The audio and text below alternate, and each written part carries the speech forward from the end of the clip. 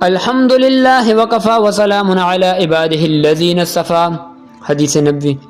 قال رسول اللہ صلی اللہ علیہ وسلم فقیہ واحد اشد علی الشیطان من 1000 عابد۔ ایک فقیہ شیطان پر 1000 عابدوں سے زیادہ سخت ہے۔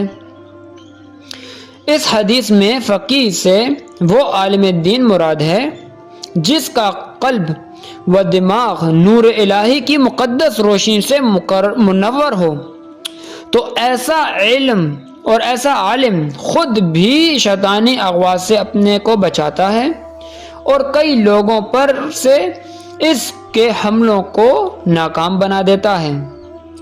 ایک عارف کے بقول فقیہ وہ ہے جو اپنے مولا کے سوا کسی سے نہ ڈرے، اللہ کے سوا کسی کی طرف متوجہ نہ ہو اور اس کے غیر سے طلب خیر نہ ہو اور اس کی تلاش میں پرندے کی طرح اڑتا رہے۔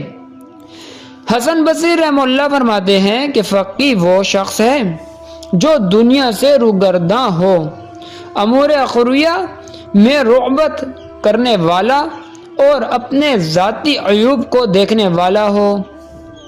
اس حدیث کی شرح میں علامہ طیبی رحمہ اللہ فرماتے ہیں کہ شیطان انسان کے لیے خواہشات اور شہوات کا دروازہ کھولتا رہتا ہے، مگر عالم دین اس کے مکر کو جانتا ہے، اس لیے وہ اس کے مکر سے محفوظ رہتا ہے، مگر عابد شیطان کے اس جال میں پھنستا جاتا ہے۔ اس کو معلوم نہیں ہوتا کہ یہ شیطان کا مکر و فریب ہے۔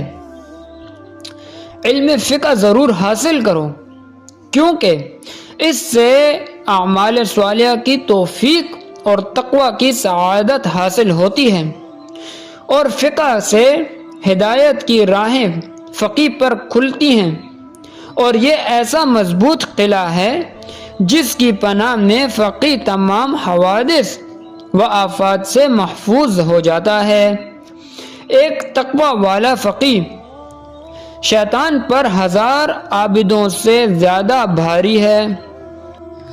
اللہ تبارک و تعالی ہمارے علم میں اضافہ فرمائے اور ہمیں تقوی دار انسان بننے کی توفیق عطا فرمائے اور گناہوں سے ہمیں بچائے، تاکہ شیطان کا حملہ ہم پر بھاری نہ ہو بلکہ ہم اس سے بچ جائیں۔